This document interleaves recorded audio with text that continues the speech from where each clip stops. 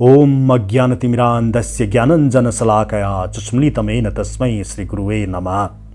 नमो विष्णुपादाय कृष्णपृष्ठाय भूतले श्रीमते महाविष्णुस्वामिनिति नामिने। नमो विष्णुपादाय कृष्णपृष्ठाय भूतले श्रीमते भक्तिवेदांत स्वामिनिति नामिने। नमस्ते सरस्वती देव गौरवाणी प्रचारिणे निर्विशेष शून्यवादी पाश्चात्य देशतारिणे।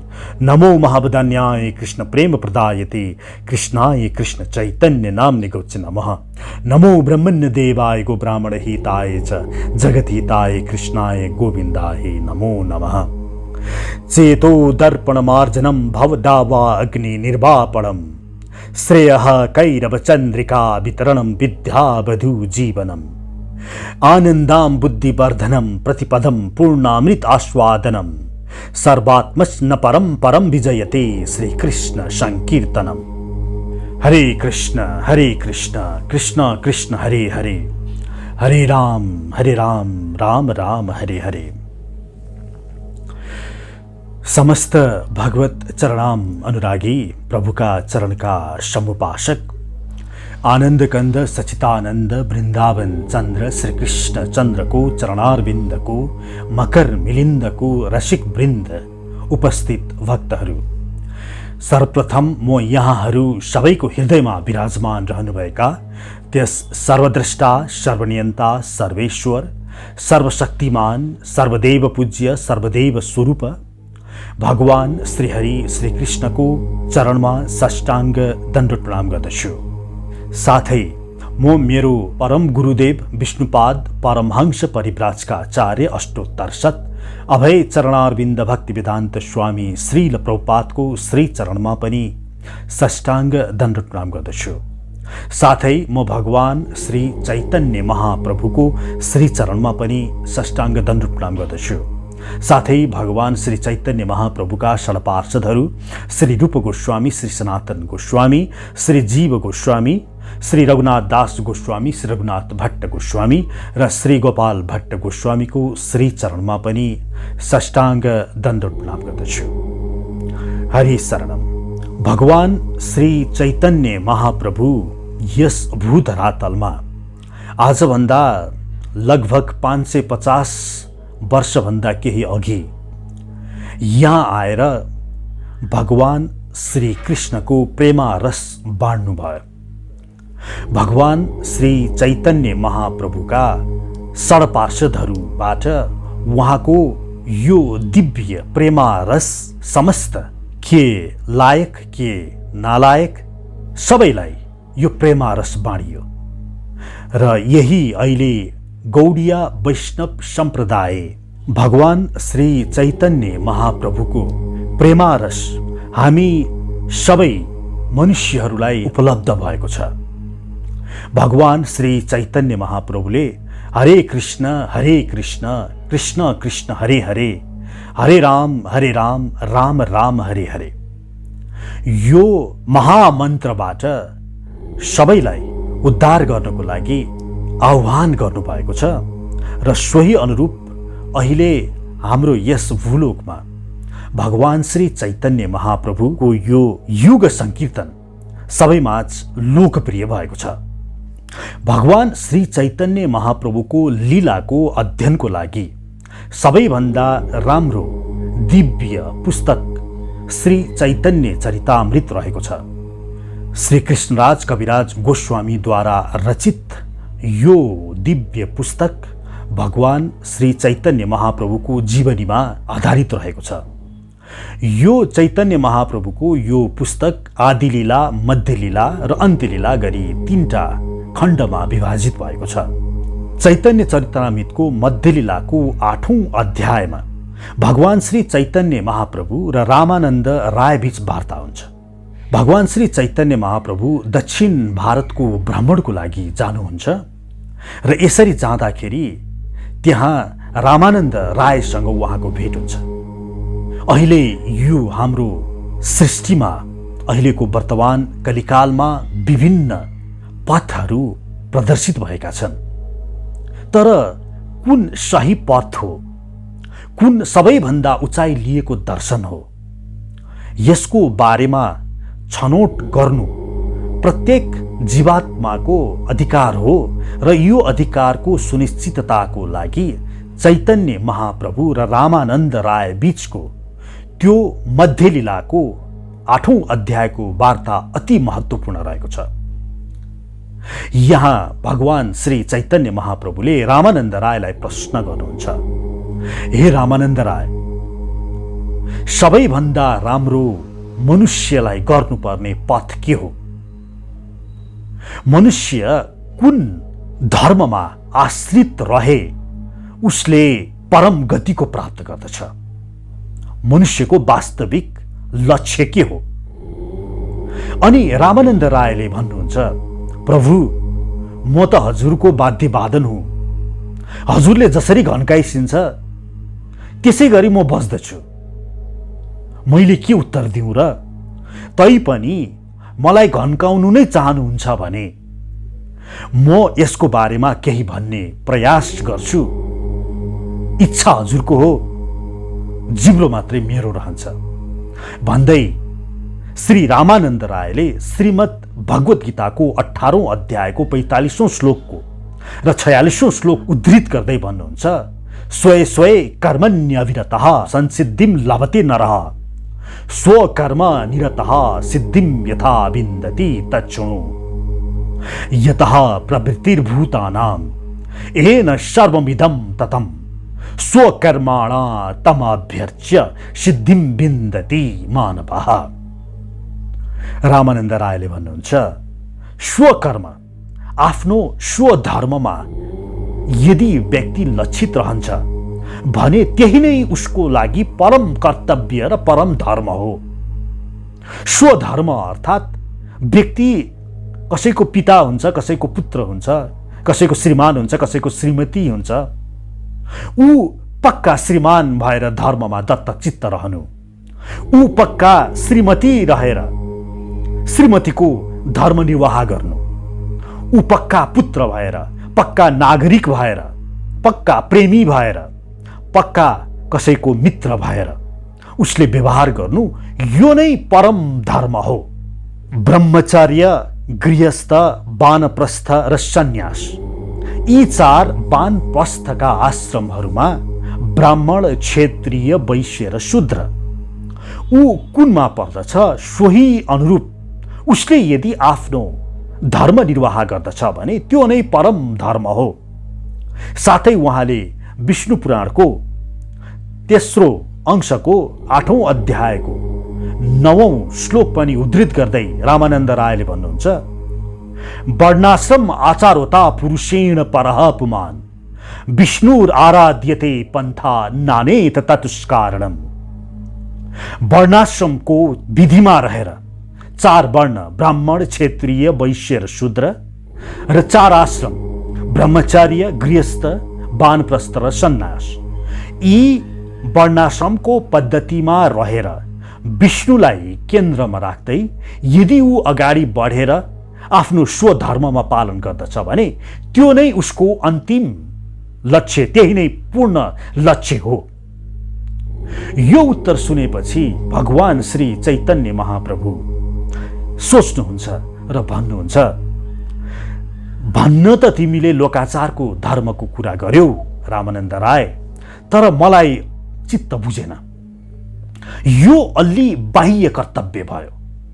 तिमी अझै अगाडि गएर भन भन्दा श्री रामानन्द रायले भन्नुहुन्छ, योभन्दा माथिको दर्शन प्रभु म टक्र्याउन चाहे। यत् करोषि यद् अस्नासि यद् जुहोषि ददासि यत् तपस्यासि कौन्तेय तत्कुरुष्व मदर्पणम्।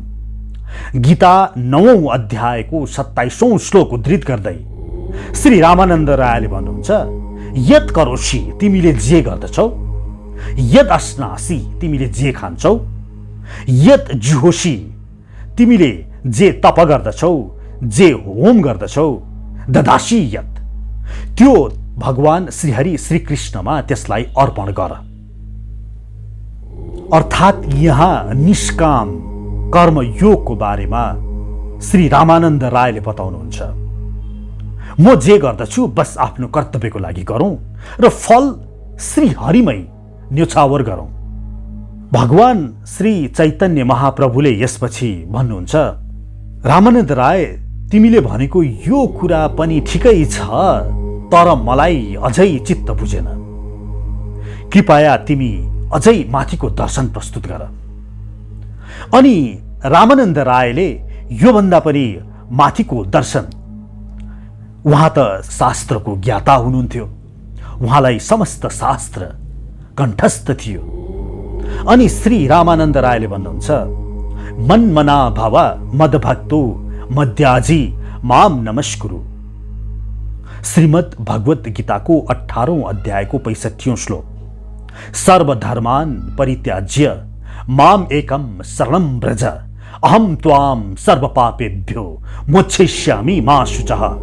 गीता 18औं अध्यायको 65 र 66 श्लोक, अर्थात् सर्वधर्मान् परित्याज्य। अरे यो जुन स्वधर्म छ नि, वर्णाश्रम विधिमा रहेर, वर्ण र आश्रमको विधिमा रहेर आफ्नो स्वधर्म निष्ठापूर्वक पूरा गर्नु, यो पनि त्यागिदेऊ। सर्वधर्मान् परित्याज्य मामेकम शरणं व्रज, भगवान श्री कृष्णको शरणमा जानु।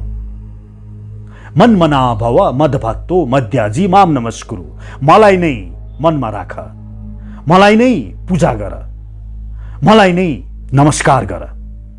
यो दर्शनमा अवस्थित रहने। सर्वपापेभ्यो मोक्षयिष्यामि, यदि स्वधर्म परित्याग गर्दाखेरि तिमीलाई पाप लाग्दछ भने पनि त्यो म मोक्षयिष्यामि, म त्यसलाई नष्ट गरिदिन्छु ती पापहरूलाई। मा शुचः, तिमी नडराऊ। यो श्रीमद् भगवत गीताको अन्तिम दर्शन हो। चैतन्य महाप्रभुले यो उत्तर सुनेपछि के भन्नुहुन्छ भने, यो पनि ठिकै छ, तर यो पनि मलाई चित्त बुझेन। हेर्नुहोस्, चैतन्य महाप्रभुलाई यो उच्चतम गीताले दिएको अन्तिम दर्शन पनि चित्त बुझेन। उहाँ भन्नुहुन्छ, यहाँ त म पापबाट तिमीलाई मुक्त गराइदिन्छु, नडराऊ। अर्थात् यहाँ अझै कुनै दोष रह्यो, पापबाट मुक्त हुने। यी स्वधर्म गर्न त परिश्रम लाग्छ, त्यो परिश्रम नै गर्नु परेन नि, अनि कामै गर्नु परेन। अब यसरी अल्छी भएर पनि यता आउन सकिन्छ नि। तसर्थ यहाँ पनि कुनै व्यक्तिमा ख्वाहिस देखियो, कुनै इच्छा देखियो, कुनै हेतु देखियो। तसर्थ तिमी योभन्दा पनि उच्च दर्शन मलाई भन। अब रामानन्द राय त्योभन्दा उच्च दर्शन सोच्दै भन्नुहुन्छ, बुद्धया विशुद्धया युक्तो धृत्यात्मानं नियम्य च शब्दादीन् विषयास्त्वाक्त्वा रागदेशौ विउद्देश्य च। शब्दादीन् विषयास्त्वाक्त्वा, रे शब्द, स्पर्श, रूप, रस, गन्ध, यी विषयहरू त्याग गरेर, राग द्वेषहरू त्याग गरेर, बुद्धिले युक्त भएर, विविक्तस्य हि लघु आशी यत्वाक्काय मानस ध्यान योग परो नित्यम वैराग्यम समुपाश्रितः। एकान्त प्रेमी भएर आफूले खाने आहारमा संयमितता अपनाएर आफ्नो मन वचन कर्म त्यस परम तत्वमा लगाउँदै अहंकारम बलम दर्पम कामम क्रोधम परिग्रहम विमुच्य, अहंकार, बल, दर्प, काम, क्रोध र यी भौतिक सांसारिकता परिग्रह गर्ने, थुपार्ने यो चेष्टादेखि आफूलाई मुक्त राखेर निर्ममः शान्तो ब्रह्म भूयाए कल्पते, अनि ममत्वदेखि मुक्त भएको, म भोक्ता हुँ, मैले गरेँ, यो मेरो हो, यस्तो ममत्वदेखि मुक्त भएको निर्ममो शान्तो, जो शान्त छ, यति गुण यदि उसमा छ भने उसलाई ब्रह्मभूत अवस्थामा छ भनेर भनिन्छ। रामानन्द राय अगाडि भन्नुहुन्छ, ब्रह्मभूतः प्रसन्नात्मा न शोचति न काङ्क्षति समः सर्वेषु भूतेषु मदभक्तिम लभते पराम। यसरी ब्रह्मभूत अवस्थामा पुगेको जुन व्यक्ति छ त्यसले न शोचति न काङ्क्षति, अरे त्यसले न शोक गर्दछ न इच्छा आकांक्षा न कामना राख्दछ। समः सर्वेषु भूतेषु मदभक्तिम लभते पराम। त्यो सबै जीवात्माहरूप्रति समभाव प्रकट गर्दै मम भगवान श्री कृष्णको शरणमा जान्छ। श्रीमद् भगवत गीताको 18औं अध्यायको 51औं, 52औं, 53औं र 54औं श्लोक। यो उत्तर सुनेपछि भगवान श्री चैतन्य महाप्रभुले भन्नुहुन्छ, यो दर्शन ठिक छ, तर यो दर्शन पनि मलाई अझै चित्त बुझेन। किनभने यो दर्शनमा ज्ञान छ, ज्ञान। बुद्धिले आफ्नो मन, आफ्नो इन्द्रियहरूलाई नियन्त्रण गर्दै यहाँ कुनै प्रकारको दबाब छ, अझै उच्च दर्शन तिमी भन। त्यसपछि रामानन्द राय भगवत गीतालाई अब छोड्नुहुन्छ। अब उनी श्रीमद् भागवत महापुराणको 10औं स्कन्धमा प्रवेश गर्नुहुन्छ र भन्नुहुन्छ, ज्ञाने प्रयासम उदपास्य नमन्त एवं जीवन्ती सन्मुखृताम भवदीय वार्ताम। ज्ञानबाट पनि टाढा भएर ऊ श्रीकृष्णको नजिक बस्छ अरे। सधैँ आफूलाई भागवत वार्तामा नै संलग्न राख्दछ अरे। स्थाने स्थिताः श्रुतिगताम तनुवाक मनोवीर ए प्रायशो अजितो जितो अपि असि तै सत्रिलोकताम। आफूलाई शान्त बनाएर स्थाने स्थिताः श्रुतिगताम, ऊ भागवत अर्थात् भगवान श्रीकृष्णको नाम, रूप, गुण, लीला, धाम त्यसको श्रवणमा नै आफूलाई राख्दछ अरे। त्यस्तो व्यक्ति ए प्रायशो अजितो जितो अपि असि तै सत्रिलोकताम, त्यो व्यक्तिले, त्यो अजित श्रीकृष्ण जसलाई कसैले पनि जित्न सक्दैन, जो त्रिलोकका स्वामी छन्, त्यसलाई पनि जित्न सक्दछ। श्रीमद् भागवत महापुराण 10औं स्कन्धको 14औं अध्यायको 3रो श्लोक। अब चैतन्य महाप्रभुले भन्नुहुन्छ, अब मलाई मन पर्यो, तिमी बल्ल ठाउँमा पुग्दैछौ। आहा, अझै अगाडि यो भन्दा पनि उच्च दर्शन भन। त्यसपछि रामानन्द रायले भन्नुहुन्छ, प्रेमावुख, प्रेमको भुख। रामानन्द रायले भन्नुहुन्छ, त्यो समुद्रलाई वर्षाको के मतलब? त्यो पेट भरिएको व्यक्तिलाई 64 व्यञ्जन नै ल्याइदिए पनि उसलाई त्यसको के मतलब, यदि भोक नै छैन भने? तसर्थ यो प्रेमको भुख हुनु पर्यो, अनि उसले प्रेमा रस प्राप्त गर्दछ। चैतन्य महाप्रभु अब विचलित हुन थाल्नुभयो र भन्नुभयो, अझ अगाडि जाऊ, अगाडि बढ, यो भन्दा पनि उच्च दर्शन मलाई भन। अनि रामानन्द राय पनि उत्तेजित हुनुहुन्छ र भन्न थाल्नुहुन्छ, यन्नाम श्रवण मात्रेण पुमान् भवति निर्मलः तस्य तीर्थपदः किं वा दासानाम अवशिष्यते। दुर्वासा ऋषिले भन्नुभएको श्रीमद् भागवत महापुराणको 9औं स्कन्धको 5औं अध्यायको 16औं यो श्लोक उद्धृत गर्दै रामानन्द राय अब प्रेमा रस, त्यो प्रेम भुख छ नि, त्यो प्रेम भुख के को लागि त? प्रेमा रसको लागि। अब प्रेमभित्र प्रवेश गर्नुभयो र यहाँ दास्य रसको उदाहरण दिनुहुँदै भन्नुहुन्छ, त्यो जो दास्य रसमा श्रीकृष्णको प्रेममा छ नि, उसलाई नामले नै निर्मल बनाउँछ रे। तस्य तीर्थपदः, जहाँ नाम छ, भगवानको नाम छ, कृष्णको नाम छ, उसलाई त्यही नै तीर्थ हुन जान्छ। किम वा दासानाम अवशिष्यते, त्यो दास्य रसको प्रेमीलाई अब अरू के चाहियो? यो सुनेर चैतन्य महाप्रभु झन खुसी हुनुहुन्छ। अझै अगाडि बढ रामानन्द राय, अझै अगाडि बढ, यो भन्दा पनि माथिल्लो रसको चर्चा गर। अनि रामानन्द रायले भन्नुहुन्छ, इत्थम सखाम ब्रह्म अनुभूत्या दास्यगतनाम परदैवतेन माया आश्रितम नरदारकेण साकं बिजहु कृत पुण्य पुंजा।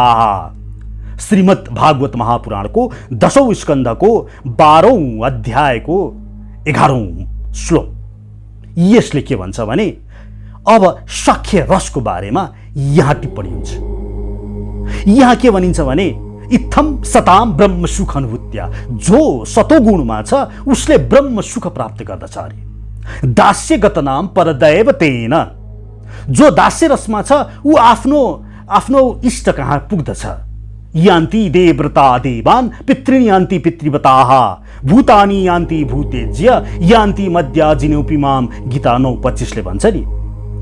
अनि माया आश्रिताम नरदारकेण, जो मायामा आश्रित छ यी नरहरू, यसको प्रकृतिले आफ्नो जिम्मा लिन्छन् भने साकम बिजहु कृत पुण्य पुञ्जाः। तर हेर त यी सखाहरूलाई हेर त, कृष्णका गोपहरूलाई हेर त, यिनीहरूले के त्यस्तो कृत्य गरे कि कृपावश यिनीहरू त्यस परम देव सर्वद्रष्टा जो छन्, सर्वनियन्ता जो छन्, जो सर्वशक्तिमान छन्, उनीहरूसँग चल्दैछन्, यिनीहरू क्रीडा गर्दैछन्। यिनीहरू कृष्णको माथि घोडा चढिरहेका छन्, चोर पुलिस खेलिरहेका छन्। यो के हो? यो सख्य रस। चैतन्य महाप्रभु झन गदगद हुनुहुन्छ। अझै अगाडि बढ, अझै अगाडि बढ, योभन्दा माथिल्लो रसको बारेमा भन। त्यसपछि रामानन्द रायले भन्नुहुन्छ, नन्दः किम करोद ब्राह्मण श्रेयमं महोदयम यशोदा च महाभागा पपौ यस्याः स्तनम हरिः। श्रीमद् भागवत महापुराणको 10औं स्कन्धको 8औं अध्यायको 46औं श्लोक। यसले भन्छ, नन्दः किम करो ब्राह्मण, यो नन्द महाराजले के गरे त्यस्तो, जो कि त्रिलोकी विधाता उनको पुत्र भएर आइगए। अनि यशोदा माता, यशोदा च महाभागा पपौ यस्याः स्तनम हरिः। यी माताले के त्यस्तो गरिछिन् कि स्वयं सर्वशक्तिमान उहाँ उनको स्तनपान गरिरहनु भएको छ। यो हो वात्सल्य रसको प्रेम। यो सुनेपछि चैतन्य महाप्रभु अति गदगद हुनुहुन्छ। जाऊ, अझै अगाडि बढ, अझै अगाडि बढ। श्री रामानन्द राय अति गदगद हुनुहुन्छ। म कहाँ अझै अघि बढौँ प्रभु, तर हजुरले चाहनुहुन्छ भने म बताउँछु। अनि श्री रामानन्द रायले भन्नुहुन्छ, न इमं न बिरिञ्चो न भव श्रीरप्यङ्ग संश्रया प्रसादम लेभीरे गोपी यत्तत्पाप विमुक्तिदात। श्रीमद् भागवत महापुराणको 10औं स्कन्धको 9औं अध्यायको 20औं श्लोक। यहाँ रामानन्द राय अब माधुर्य रसमा प्रवेश गर्नुहुन्छ। अनि त्यो माधुर्य रस देखाउँदै भन्नुहुन्छ, न इमं न बिरिञ्चो, न स्वयं ब्रह्माजी न शिवजी, न श्री र अपि अंग संश्रया, न स्वयं श्री लक्ष्मी जो स्वयं नारायणको शरीरमा विराजमान हुनुभएको छ, उहाँहरूले पनि यो कृपा प्राप्त गरेनन्। तर हेर त यी गोपीहरू, कस्तो कृपा गोपीहरूले पाइरहेका छन्। भगवान श्रीहरि श्री कृष्णसँग रास गर्दैछन्। नायम श्री यो अंग नितान्तरते हे प्रसाद सो योर्षिताम नलीन गन्धरुचाम कुतो अन्याः। न लक्ष्मी माताले त्यो अवसर पाइन्, त्यो कृपा पाइन्, न स्वर्गका अप्सराहरूले पाए, न ब्रह्माजीले पाए, न स्वयं भावा शिवजीले पाए। रासो उत्सवो अस्य भुजदण्ड गृहीत कण्ठ लब्धाशिषाम यौद्गाद ब्रजवल्लभीनाम। तर हेर यी गोपीहरू भुजदण्ड गृहीत कण्ठ, त्यो परमदेव श्री कृष्ण जो सबैको स्वामी हुनुहुन्छ, जो परमात्मा भएर सबैको हृदयमा वास गर्नुभएको छ, जसबाट समस्त विश्व ब्रह्माण्ड चलायमान रहेको छ, जो यस विश्व ब्रह्माण्डको उत्पत्ति, पालन र लयको कारण हुनुहुन्छ, जो कारणको पनि कारण हुनुहुन्छ। तर यहाँ गोपी हेर त, भुजदण्ड गृहीत कण्ठ, त्यस श्री कृष्णलाई आलिङ्गन गर्दै त्यो रासमा उहाँहरूको उपस्थिति रहेको छ। यस्तो कृपा यो के हो? यो हो माधुर्य रस। अनि चैतन्य महाप्रभु गदगद हुनुहुन्छ। प्रेम, प्रेमाभूति, प्रेमारस, यो भनेको सबैभन्दा ठुलो दर्शन हो। यही प्रेमारस सबैलाई रसस्वादन गराउनको लागि, प्रेमानन्द लुटाउनको लागि भगवान श्री चैतन्य महाप्रभु यस भूधरातलमा आउनुभयो र त्यही प्रेमारस उहाँका शिष्यहरूबाट चारैतिर फैलाइएको छ।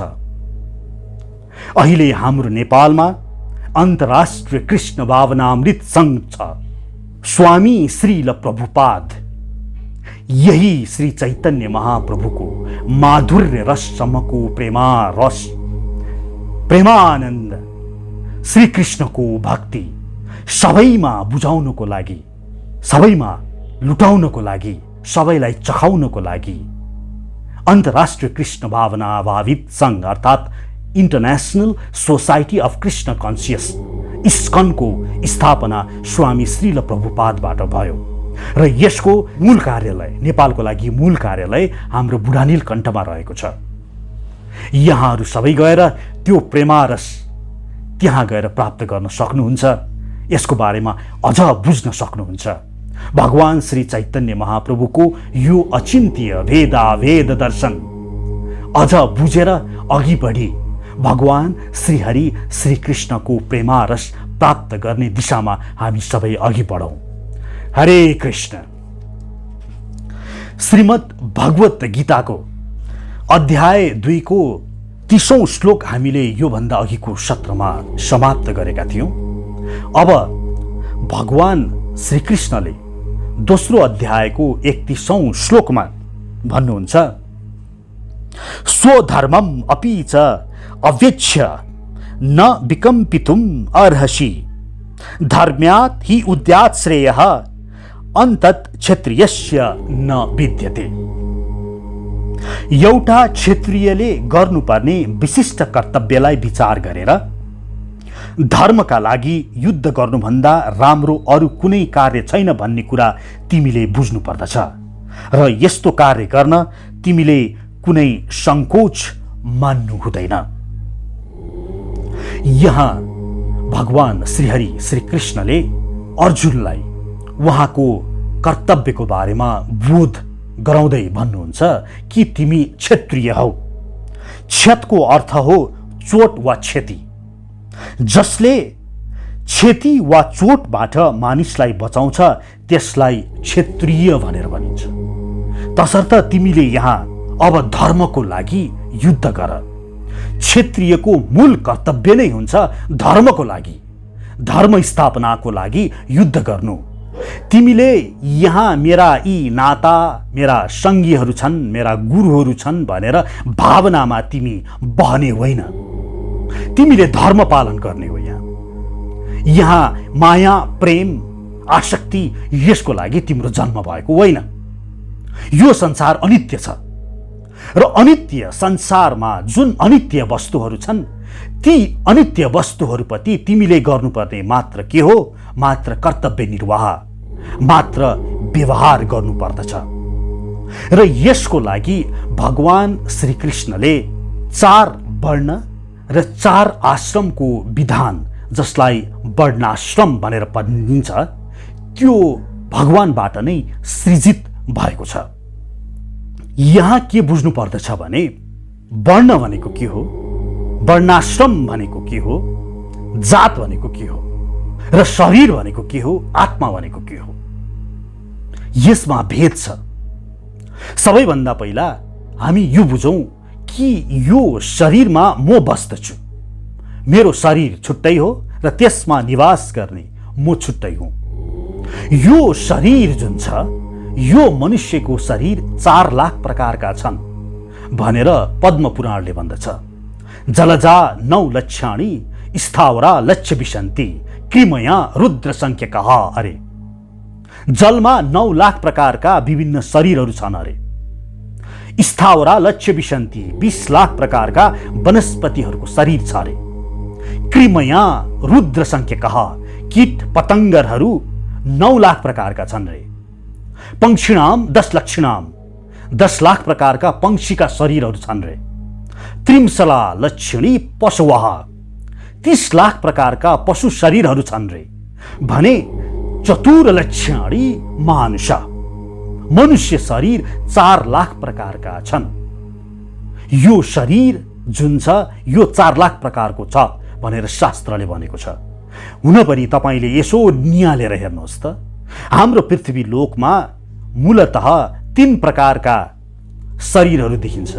एउटा काला प्रकारको अफ्रिकनहरू, एउटा गोरा प्रकारको सेतो शरीर अमेरिकन युरोपमा, भने एउटा रातो प्रकारको यो एसियामा। यी 3 प्रकारका शरीरभित्र पनि उपशरीरहरू छन्। हाम्रो एसियन शरीरमा राता प्रकारका शरीरमा हेर्ने हो भने मलेसियाको एक प्रकारको शरीर छ, चाइनामा एक प्रकारको शरीर छ, हाम्रो भारतवर्षमा एक प्रकारको शरीर छ। अझ भारतवर्षभित्र पनि प्रवेश गर्नुहुन्छ भने यहाँ पनि विभिन्न प्रकारका शरीरहरू तपाईँ देख्नुहुन्छ। भारतीयहरूको त्यस्तै आफ्नै विभिन्न प्रकारका शरीरहरू छन्। हाम्रो नेपालभित्र प्रवेश गर्ने हो भने हेर्नुहोस्, गुरुङ भन्ने एउटा शरीर गुरुङहरूको अर्कै छ, बाहुनहरूको शरीर अर्कै छ। यहाँ क्षेत्रीयहरूको शरीर देख्ने बित्तिकै चिनिन्छ। हामी छुट्याउन पनि सक्दछौँ अनुहार र शरीर मात्र हेरेर। र यसरी 4 लाख प्रकारको शरीर छ हेर्नुहोस्। र यो शरीर कसले कुन शरीर प्राप्त गर्ने त्यो विधाताले तय गर्छ। आत्मा विचरण गरिरहेको हुन्छ र उसले शरीर कुन शरीरमा प्रवेश गर्ने भन्ने कुरा त्यो आत्माको प्रकृति कस्तो छ त्यो अनुरूप प्रकृति माताले विधाताले त्यसलाई तद अनुरूप शरीरमा प्रवेश गराउँदछ। यसलाई यसरी बुझ्नुहोस्, विभिन्न किसिमका सवारी साधनहरू हुन्छन्। बस हुन्छ, ट्रक हुन्छ, टेम्पो हुन्छ र त्यस्तै चालकहरू पनि विभिन्न प्रकारका हुन्छन्। कुनै चालक ट्रक चलाउनमा निपुण होला, कुनै टेम्पो चलाउनलाई निपुण होला।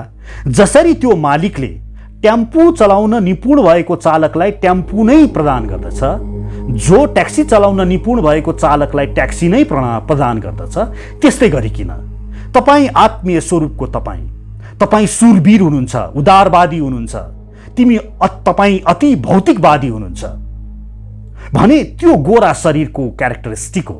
तपाईलाई गोरा शरीर नै उपयुक्त हुन्छ भने तपाईलाई त्यस्तै शरीर दिइन्छ। किनभने गोरा शरीर साहसी हुन्छन्, उदारवादी हुन्छन्।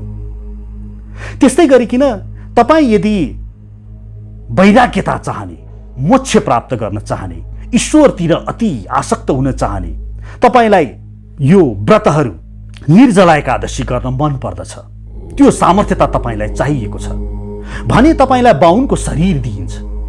त्यो शरीरको पाएपछि तपाईलाई त्यस्ता कार्यहरू भगवत उपासना गर्न सजिलो हुन्छ। जो 4 लाख प्रकार शरीरभित्र कुनै शरीर उसलाई यसरी प्रदान गरिन्छ। अब यो भइसकेपछि त्यो आत्माले 4 लाख प्रकारका शरीर मध्ये कुनै निश्चित शरीर प्राप्त गरिसकेपछि त्यो जीवात्मा भयो। अब उसले शरीर प्राप्त गर्यो, उसको एउटा निश्चित शारीरिक गुण अवगुण हुन जान्छ।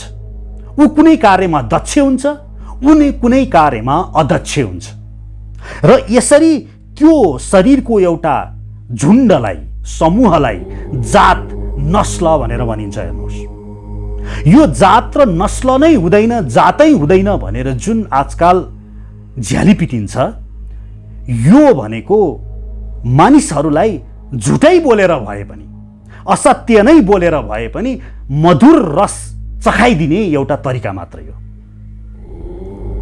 जात जेमा पनि हुन्छ, ईश्वरले जम्मैमा जात प्रदान गर्नुभएको छ।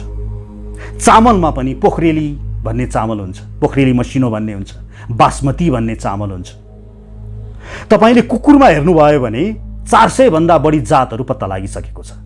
कुनै एल्सिसन भन्ने जात हुन्छ, कुनै एप्सो भन्ने जात हुन्छ, कुनै भोटे कुकुर हुन्छ। बाघमा हेर्नुभयो भने पाटे बाघ भन्ने हुन्छ, बेङ्गाल टाइगर भन्ने हुन्छ, अथवा साइबेरियन टाइगर भन्ने हुन्छ। कहाँ छैन जात? चरामा पनि हुन्छ, भँगेरामा पनि हुन्छ, कुखुरामा पनि हुन्छ। त्यस्तै गरिकन मनुष्यमा पनि त्यो जीवले प्राप्त गरेको शरीरको आधारमा उसको गुण दोषहरू कस्तो देखा पर्यो, त्यसको निश्चित समूहलाई जात भनेर भनिन्छ। हाम्रो देशमा नेपालमा हेर्ने हो भने गुरुङ, मगर, राई, लिम्बू, उपाध्याय, राणा, शाही, ठकुरी यो जातहरू, यो थर हो। थरले जातलाई देखाउँदछ। जात भन्ने हुन्छ। यदि जात नहुने भइदिए भए बेलायतीहरू बेलायतदेखि नेपालमा त्यही गुरुङ, मगर, राई, लिम्बू, ठकुरीलाई नै सेनामा भर्ना गर्नको लागि त्यति टाढादेखि किन आउँथे होला? त्यहाँ गएर अन्य कसैले सबै बराबर जात हुँदैन भन्दै जानुस् त के तपाईँलाई भर्नामा लिन्छ? लिँदैन। जात नहुने भइदिए भए किन पुलिसहरूले, प्रहरीहरूले त्यो एल्सिसन कुकुरलाई नै चोर पत्ता लगाउनको लागि, सुँघाउनको लागि प्रयोग गरेको होला? किन भोटे कुकुर नै त्यो भेडाहरूलाई चराउनको लागि प्रयोग गरिएको होला? तसर्थ जात हुन्छ र जातको आफ्नो आफ्नो गुण अवगुण हुन्छ। अब तपाईँहरूले भन्नुहुन्छ होला, अमेरिका, युरोपमा त जात छैन नि, त्यहाँ त छैन, त्यहाँ त सब समान छ, यही जात किन नेपाल, इन्डियामा मात्रै हुने त? यो कारण के हो भने यसको मूल कारण अन्तर्जातीय विवाह हो। यो स्पष्ट बुझौँ। यहाँ पनि के गरौँ भने एउटा सानो प्रयोग गर्नुहोस् न। काठमाडौँमा कुकुरहरू छन्, हामी यसो गरौँ, यहाँ कुकुरलाई उही नस्लका कुकुरहरूको बीच क्रस गर्न बन्द गरिदिउँ। एल्सिसेन र एल्सिसनको बीचमा क्रस हुन नदिउँ। एल्सिसेन र कुनै अर्कोको बीचमा अन्तर्जातीय होस्, यसलाई हामीले जबरजस्ती गरौँ, प्रयोग गरेर हेरौँ के होला। के एल्सिसेन कुकुर र एप्सो अथवा भोटे कुकुरको क्रसबाट जन्मिएको के एल्सिसेन नै हुन्छ? हुँदैन, त्यहाँ अर्कै जन्मिन्छ। त्यसै गरिकन यो प्रयोग तपाईँले गरेपछि केही जेनेरेसन पछि, 20-40 वर्षपछि के होला?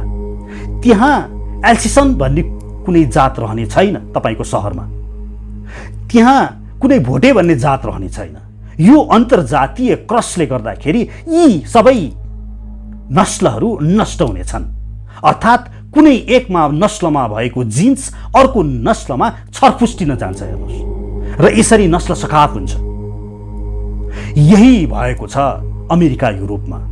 त्यहाँ अन्तर्जातीय विवाह यति भयो कि त्यहाँ अब यो कुनै निश्चित जात भन्ने रहेन, नस्लै छैन।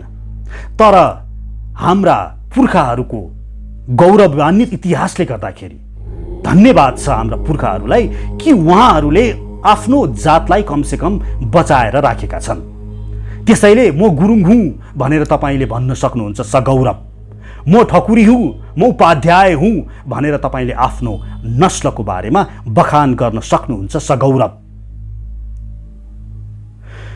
यसरी यो नस्ल अर्थात् जात भन्ने हुन्छ। अब यसलाई अन्तर्जातीय विवाह गराएर छ्यासपिस गराइदिएर यो जात नष्ट गराइदिने हो कि, वा तपाईँ यदि उपाध्याय हुनुहुन्छ अथवा तपाईँ गुरुङ हुनुहुन्छ भने तपाईँले आफ्नै नस्लको भित्र क्रस गराएर तपाईँको छोराको त्यस्तै स्थानमा विवाह गराएर आफ्नो त्यही नस्ललाई प्रोटेक्ट गरेर राखिरहने हो कि, वा अमेरिका, युरोप जस्तै छ्यासपिस गराइदिन चाहनुहुन्छ? यो भने तपाईँको हातमा छ। यो भनेको नस्ल हो, हेर्नुहोस्, जात हो। यहाँ एउटा कुरा मात्र के बुझ्नु पर्दछ भने जात भन्ने हुन्छ, तर जातको आधारमा भेदभाव गर्न पाइँदैन। जातमा कोही केही स्तरमा दक्ष हुन्छन्, कोही केही ठाउँमा दक्ष हुन्छन्। हाम्रो शास्त्रमा बाहुनहरूलाई उच्च स्थानमा यस कारण राखिएको हो कि त्यो शरीर भनेको त्यो यस्तो कम्बिनेसन हो जसमा वैराग्यता प्राप्त गर्न सहज हुन्छ, जसले ऊ ईश्वरतिर ऊ जान उसलाई त्यो शरीरबाट सजिलो हुन्छ, वेदाध्ययनमा ऊ निपुण हुन्छ। तसर्थ त्यो वर्गलाई उच्च राखिएको हो। क्षेत्रीयलाई त्योभन्दा तल यसकारण राखियो कि ऊ रजोगुणमा बढ्ता लाग्यो, वैश्य शूद्र यसै गरिकन। अब यहाँ यदि युद्धको पराक्रमको आधारमा यसलाई विभाजन गरिने हो भने शूद्र सबैभन्दा माथि हुन जान्छ, क्षेत्रीय त्यसपछि हुन आउँछ होला, अनि वैश्य अनि ब्राह्मण। यसरी कोही कुनै क्षेत्रमा दक्ष हुन्छन्, कोही कुनै क्षेत्रमा दक्ष हुन्छन्। जातको आधारमा कोही कसैलाई भेदभाव गर्दछ, हेप्दछ भने त्यो चाहिँ अपराध हो। अब आयो वर्ण भनेको के हो?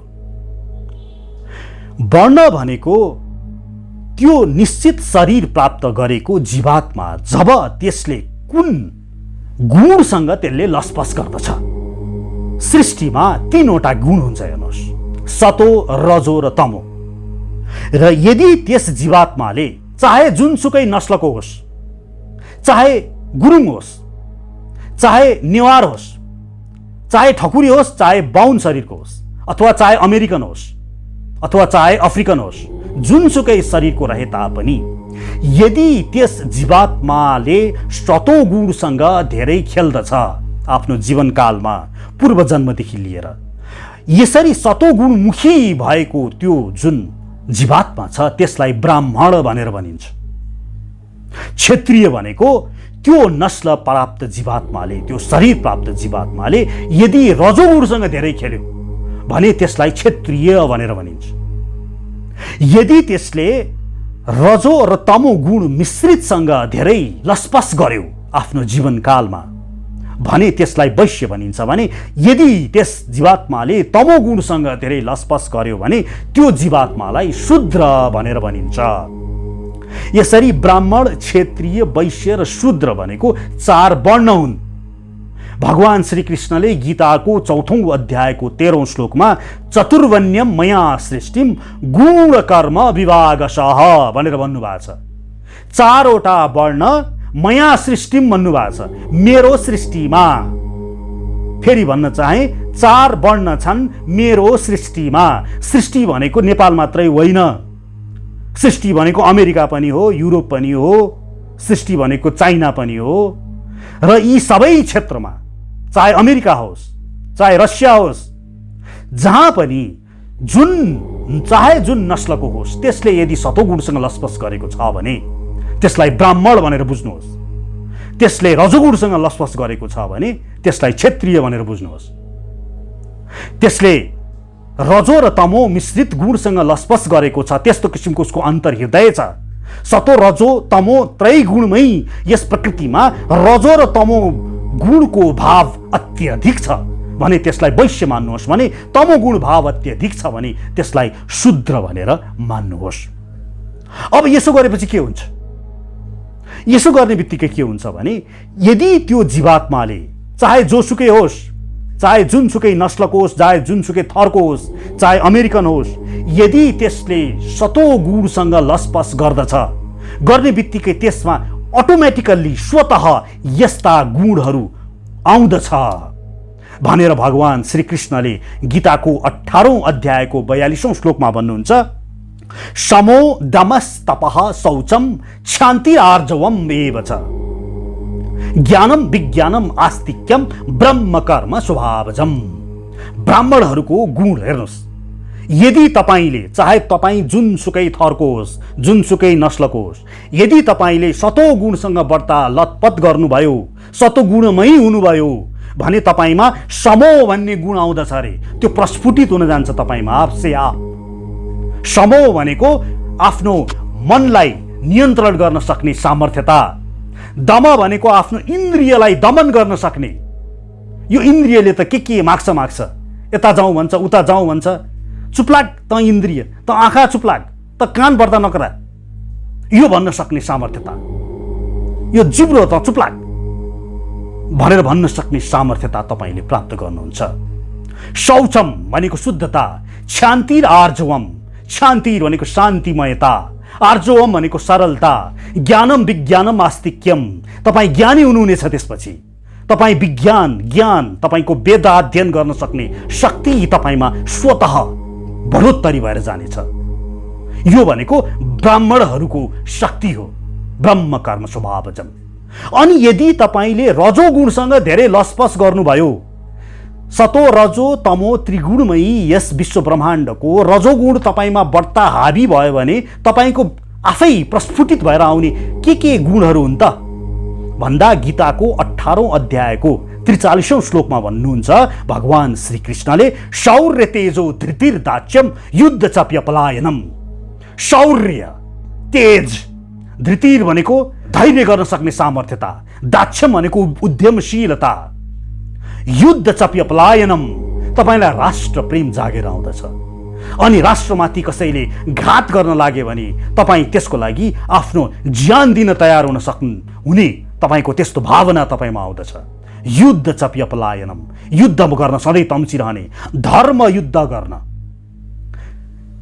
दानम ईश्वर भावश्च, दान गर्न तपाईलाई मन लाग्छ अनि ईश्वर प्रति अति समर्पित हुने तपाईको मन जागृत भएर आउँछ। यसरी रजोगुणसँग तपाईँ लाग्ने बित्तिकै यी हुन् क्षत्रिय भएर तपाईँ आफै क्षत्रिय बन्नुहुन्छ भने तपाईँ रजो र तमो मिश्रित गुणसँग लसपस तपाईको भयो भने तपाईमा कस्तो गुणहरू प्राकट्य भएर आउँछन् त भन्दा भगवान श्रीकृष्णले भन्नुहुन्छ कृषि गौरक्ष वाणिज्यम वैश्य कर्म स्वभावजम। यो वैश्य हुनुभयो। अब तपाईलाई अलिकति धन प्राप्तिको इच्छा जाग्दछ अनि तपाईँ कृषिमा, व्यवसायमा, व्यापारमा अनि गौरक्षा यो तपाईको भित्री इच्छा हुन्छ। त्यस्तो भयो भने तपाईँ जान्नुस् तपाईँ पक्का वैश्य हुनुभयो भने शूद्र तमोगुणमा तपाईँ लाग्नुभयो भने तपाईको कस्तो किसिमको व्यवहार हुन्छ त, तपाईको गुणहरू कस्तो हुन्छ भने तमोगुणमा लागिसकेपछि के हो तमोगुण भनेको? उसलाई मांसाहार मनपर्छ, उसलाई यो मदिरा सेवन मनपर्छ, उसलाई जुवा तास मनपर्छ, यस्तो गुण उसमा प्रस्फुटित हुन थाल्छ। यी विभिन्न क्रियाहरूले गर्दा ऊ पढ्न पनि सक्दैन, कुनै पनि शक्ति सामर्थ्य नभएपछि बाध्य भएर परिचर्यात्मकम कर्म शूद्रस्यपि स्वभावजम। अब त्यो के हुन्छ? अब उसले अन्यको सेवा गर्ने, अब ऊ शारीरिक परिश्रमका कार्यहरू गर्न अगाडि बढ्दछ किनभने अन्य कुनै पनि कार्य गर्ने त्यसमा सामर्थ्यता नै हुँदैन। यसरी ब्राह्मण, क्षत्रिय, वैश्य र शूद्र भन्ने कुरा कस्तो गुणसँग त्यसले खेल्यो त्यसको आधारमा स्वतः प्रस्फुटित हुन जाने यो हो। यदि यहाँ कसैले यसको प्रमाण खोज्नुहुन्छ, कसरी तपाईँ भन्न सक्नुहुन्छ ब्राह्मण भनेको त जन्मिने बित्तिकै बाहुन हुने हो, जन्मे बित्तिकै छेत्री हुने हो भन्ने यदि तपाईँले यहाँ गर्नुहुन्छ भने यसको प्रमाण श्रीमद् भागवत महापुराणको 7औं स्कन्धको अन्तिम अध्यायमा अर्थात् 11औं अध्यायको 35औं श्लोक 7, 11, 35 मा स्वयं नारद मुनिले युधिष्ठिर महाराजलाई भन्नुहुन्छ यस्य यलक्षणं प्रोक्तम पुंसो वर्ण विव्यञ्जकम तत् अन्यत्रपि दृश्यत तद तेनैव विनिर्दिश्यत। यो भनेको के भने यस्य त्यसले यलक्षणं प्रोक्तम जस्तो जस्तो लक्षण देखाउँदछ, यलक्षणं प्रोक्तम पुंसो वर्ण विव्यञ्जकम। यो अहिले भर्खर मैले जुन ब्राह्मण, क्षत्रिय, वैश्य, शूद्रका गुणहरू मैले बताएँ त्यसले यी मध्ये जस्तो जस्तो गुण देखाउँदछ नारद मुनि भन्दै हुनुहुन्छ त्यो व्यक्ति चाहे जस्तो सुकै होस्, चाहे जुनसुकै थरको होस्, चाहे जुनसुकै नस्लको होस्, यदि त्यसले त्यस प्रकारको त्यो 4वटा मध्ये जस्तो जस्तो त्यसले गुण दोष देखाउँदछ यत अन्यत्रपि दृश्यत, चाहे त्यो नस्ल जस्तो सुकै होस्, तद तेनैव विनिर्दिश्यत, त्यसलाई त्यही नै सम्झनु। श्रीमद् भागवत महापुराण 7, 11, 35। विशेष गरी जन्मिने बित्तिकै ब्राह्मण हुन्छ, जन्मिने बित्तिकै क्षत्रिय हुन्छ भन्नेलाई अनुमोदन गर्ने यहाँहरूले यो श्लोक अवश्य हेर्नुहोला।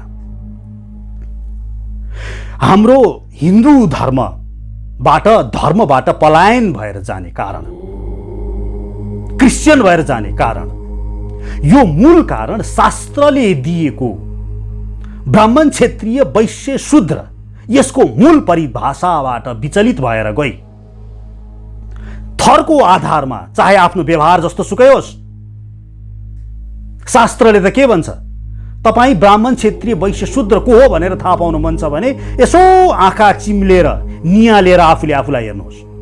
ममा कस्तो शक्ति छ, कस्तो बानी छ मेरो, ममा सम दम तप गर्ने सक्ने शक्ति छ, मसँग वेदाध्ययन गर्ने शक्ति छ, मलाई शास्त्रप्रति अति रुचि छ, मैले आफ्नो इन्द्रिय दमन गर्न सक्ने शक्ति छ भने तपाईँ ब्राह्मण हो। त्यो छैन, मलाई आफ्नो देश राष्ट्र प्रेम मनपर्छ, मलाई राष्ट्रको लागि ज्यान दिन मन लाग्छ, मलाई आफ्नो धर्मको लागि ज्यान दिन मन लाग्छ भने तपाईँ क्षत्रिय हो। यदि तपाईँ भित्री रूपमा होइन मलाई धन प्यारो छ, मलाई व्यापार व्यवसाय मनपर्छ, म कसरी धन बर्ता कमाऊ, धन धन धन प्रति बर्ता आवेश हुनुहुन्छ भने सोच्नुहोस् तपाईँ वैश्य भने स्व इन्द्रिय तृप्ति, मलाई असाध्यै घुम्नु मन लाग्छ, आँखाको तृप्ति, मलाई खाली कानको तृप्ति गराउन मन लाग्छ, मलाई धर्म कर्म मतलब छैन, मलाई जिब्रोको स्वादको लागि मांसाहारै भए पनि मासु भए पनि खान्छु म, तँ व्रत नगरा, मलाई मनपर्छ, तँ को होस् बोल्न सिकाउने। यसरी आफ्नो इन्द्रिय तृप्ति, मै खाऊ मै लाऊ, मै सुख शयलमा बाँच्छु, यस्तो तपाईँलाई मनपर्छ, आफूले आफूलाई निहाले हेर्नुहोस्, तपाईँ शुद्र हो, चाहे तपाईँको थर उपाध्याय किन नहोस् र कथित तल्लो थर यदि तपाईँको छ तैपनि तपाईँ आफ्नो मनलाई दमन गर्न सक्ने, तपाईँले आफ्नो इन्द्रियलाई दमन गर्न सक्ने तपाईँको क्षमता छ भने तपाईँ ब्राह्मणको श्रेणीमा हुनुहुन्छ भनेर यो कुरा बुझ्नुहोस्। तर हाम्रो समाजमा आफूलाई थरको आधारमा ब्राह्मण भन्दै कथित तल्लो जातलाई उसले खाएको गिलास पनि नछुने, उसलाई मन्दिर पनि प्रवेश गर्न नदिने यी अपराधीहरू हुन् र यी व्यक्तिहरूले गर्दाखेरि हाम्रो हिन्दू धर्म, यति ठुलो सत्य धर्म, वैदिक सनातन हिन्दू धर्म धरापमा पारिदिए। व्यक्तिहरूले धर्म छोडेर जाने धेरै कारणहरू मध्ये एउटा यो पनि कारण हो कि उसलाई आफ्नै समाजमा हेपिएर राखियो। समाजमा अहिले पनि त्यही नै व्याप्त छ, तर हाम्रो शास्त्रले दिएको त्यो परिभाषा होइन।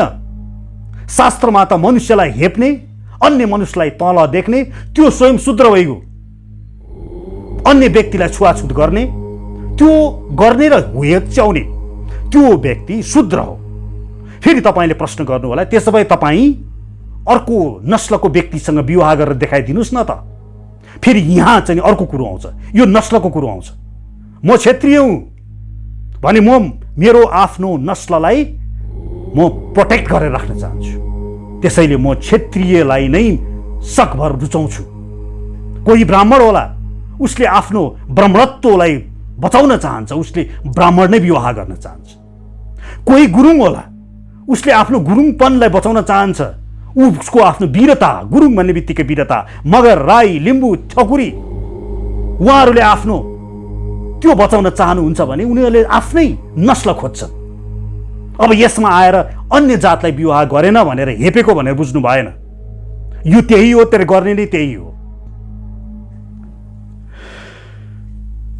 यहाँ यो श्लोकमा मैले यति लामो गन्थन गरेँ, यहाँ भन्नुको मूल कारण यही थियो कि भगवान श्रीकृष्णले अर्जुनलाई तिमी क्षत्रिय हौ, अर्थात् तिमी रजोगुणमय तिम्रो चेतना छ, शौर्य तेज धृति दाक्ष्यम युद्ध चप्य पलायनम, तिमी युद्धको लागि युद्ध गर, अब धर्मको लागि युद्ध गर, हिंसा परमो धर्म, यो सत्य हो।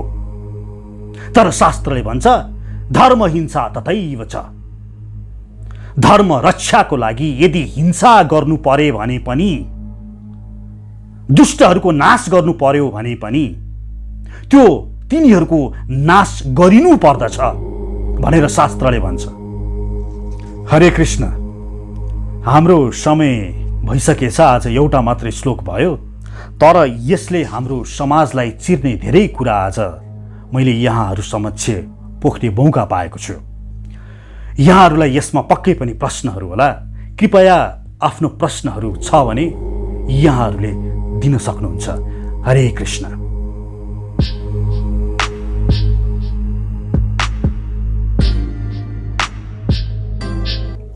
कुरो के छ भने जति नै सबै बराबर भन्ने कुरा गरे तापनि, भगवान सबैको साझा भनेर कुरा गरे तापनि पशुपतिनाथमा अन्ली हिन्दुज आर एलाउड भनेर लेखियो राणाहरूको पालामा। त्यतिखेर राणाहरू अति धर्मपरायण थिए हेर्नुहोस्। र यहाँ आएर मुसलमानहरूले आएर हामी त देवी देवता पुज्छौँ, महादेव पुज्छौँ, हामी महादेवको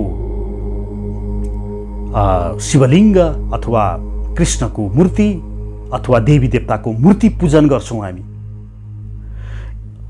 उनीहरूको धर्ममा मूर्ति पूजन एलाउड छैन र उनीहरू आएर यसलाई त एउटा टाबु बनाउने भए।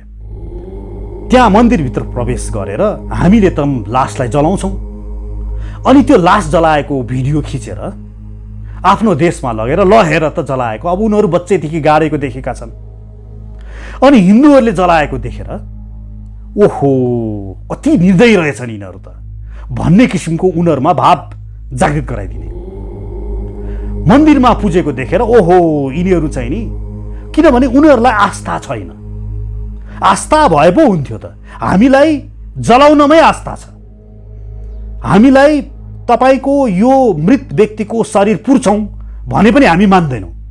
उनीहरू चाहिँ नि तपाईको मृत शरीरलाई हामी पोल्छौँ भने पनि मान्दैन, जलाउँछौँ भने पनि मान्दैन। यो आफ्नो आस्थाको कुरा हो, हामीले बच्चैदेखि त्यही देख्यौँ। र यसरी हाम्रो मन्दिरभित्र प्रवेश गर्ने अनि हाम्रो मन्दिरभित्र गएर हन्सी मजाक गरिदिने, हामीले गरेको कृत्यहरू, हामीले ढोकेर पूजा गरेको, हामीले लासमा जलाएको, हामीले मूर्ति पूजा गरेको, यसलाई हन्सी मजाक गर्ने, यो देखेपछि ती तत्कालीन राणा शाहीहरूले यो त रोक्नु पर्यो, यिनीहरूलाई छिर्नै दिनु भएन, यिनीहरूलाई बन्द भनेर त्यतिखेर नै अन्ली हिन्दुज आर एलाउड, किनभने हिन्दूहरूले मात्रै त्यसको अर्थ बुझेको हुन्छ, जलाउनुको अर्थ बुझेको हुन्छ। त्यहाँभित्र गएर मन्दिरलाई पूजा गरेको, मूर्ति पूजाको रहस्य बुझेको हुन्छ। र त्यतिखेर यो चलन आयो। वास्तवमा थ्योरी चाहिँ नि के हो भने, सिद्धान्त चाहिँ नि के हो भने, मन्दिरमा सबै प्रवेश हुनुपर्दछ। मन्दिरमा के हिन्दू, के क्रिस्चियन, के बौद्ध, के इसाई, समस्त मानव प्रजातिको प्रवेश हुनुपर्दछ। यो सिद्धान्त हो। तर व्यवहारमा यो सिद्धान्त गरे भने त्यस्ता प्रब्लमहरू देखा परे। तसर्थ व्यवहारिक पनि बनाउनको लागि अन्ली हिन्दुज आर एलाउड भनेर पशुपतिनाथमा गरिएको हो। यो विभेद होइन र त्यही नियम अहिले पनि चलेको छ। तर म यसमा संशोधन के गर्न चाहन्छु भने, कोही हुन्छन्, विदेशीहरू पनि हुन्छन्, जो कि हाम्रो हिन्दू धर्मलाई असाध्यै मन पराउँछन्। उनीहरूमा भगवान शिवजीप्रति, भगवान कृष्णप्रति अति माया हुन्छ। त्यस्ता व्यक्तिहरूलाई प्रवेश दिनु पर्दछ। तर कसरी चिन्ने, अब यो व्यवहारिक कठिनाइ अझै पनि छ। हाम्रो दर्शनलाई कतिको आदर गर्दछ, यो कसरी छुट्याउने त? अनुहार हेरेर छुट्टिँदैन, हृदयको कुरा देखिँदैन।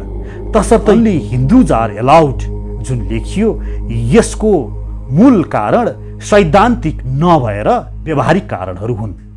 हरे कृष्ण।